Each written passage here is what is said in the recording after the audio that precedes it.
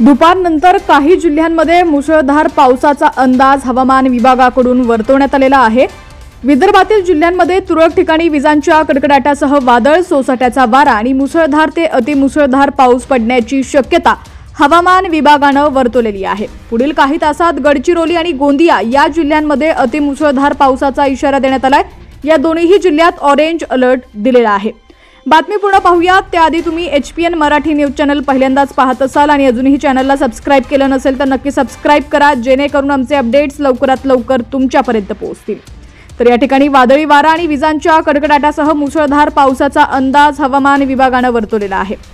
दक्षिण मध्य महाराष्ट्रातील जिल्ह्यांमध्ये घाट भागातील तुरळक ठिकाणी मुसळधार पाऊस पडण्याची शक्यता आहे, तर मराठवाड्यातील जिल्ह्यांमध्ये तुरळक ठिकाणी विजांच्या कडकडाटासह वादळ, सोसाट्याचा वारा आणि हलका ते मध्यम पाऊस पडण्याची शक्यता आहे। पुण्यातही पुढील काही तासात मुसळधार पावसाचा अंदाज वर्तवण्यात आलाय।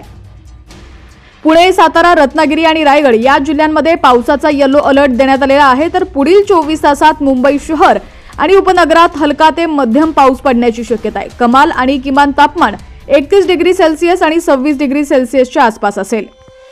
तुमच्या भागात देखील पावसाची काय परिस्थिती आहे ती देखील कमेंट सेक्शन मध्ये नक्की कळवा।